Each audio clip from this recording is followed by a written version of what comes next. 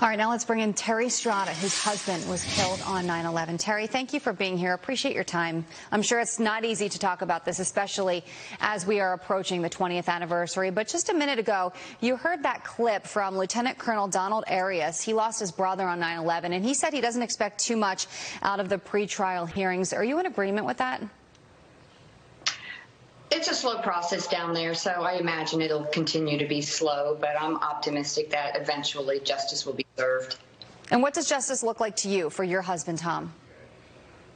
For me, here, it looks like holding the Kingdom of Saudi Arabia accountable for the role that they played in aiding and abetting the 19 hijackers, the 19 Islamist terrorists, were the hijackers that came here and planned and plotted and murdered 3,000 people on American soil.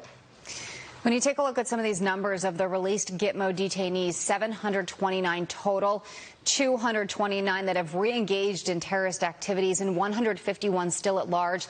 Is that a punch in the gut? Sure it is, and it's also frightening to hear that that many have been released. This country needs to do a better job at protecting itself going forward against radical Islam terrorism, and I think that's what we're going to see now going forward with President Biden's executive order to do a full declassification review process of all these documents that are the investigation into the Saudis and the role that they played in supporting the attacks. Terry, can I ask you, as we approach the 20th anniversary of 9/11, in light of everything that's happened in Afghanistan the last few weeks, are you feeling a bit different than you otherwise would have? What's happened over in Afghanistan is just, frightening. When they released all of those out of the prisons and you saw thousands of jihadists, freed, that's terrifying to what could then come back to our shores, which is why we need to get very tough on terrorism financing and cut down the pipeline of money that finances these operations. And I think that's what we're going to see going forward. What was your husband like, Terry? Well, Tom was a wonderful husband and father. He was an avid outdoorsman. He worked very hard on Wall Street, but his family came first. Yeah. What do you think he would want for your family as we approach this anniversary? I'm sure he would like us to be more at peace than we are. It's certainly not easy to continue this battle that we've had with our U.S. government not allowing us to have the evidence that they have in their possession. So I think he would hope that the truth would be coming out sooner than later, and I really do believe that's the path we're on now. Okay. The president is supposed to travel to New York and Pennsylvania and Virginia to mark the 20th anniversary of the 9/11 terrorist attacks. Of course, this coming just days after telling the FBI to release files on the 9/11 investigation. What is your reaction to this? My reaction is, of course, he's the president of the United States, and he's going to come to the memorials and stand and, pay his respects, as he should.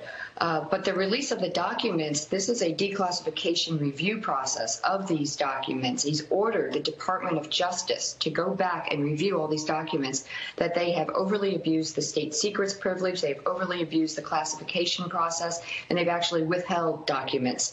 So he really took a very strong step forward for the families, and that's what we asked him to do. We introduced legislation on August 5th with all of these requirements, and we said, please, President, bring this to your desk and sign it. He turned it into an executive order, and now going forward, we will get a review of these documents, and the first test is coming, because by September 11th, the DOJ will do this declassification process of the 2016 summary report of Operation Encore, which was the investigation into the Saudis and their connection to the 9/11 attacks. Terry, are you surprised that 20 years later you still don't have all the answers that you want and are looking for?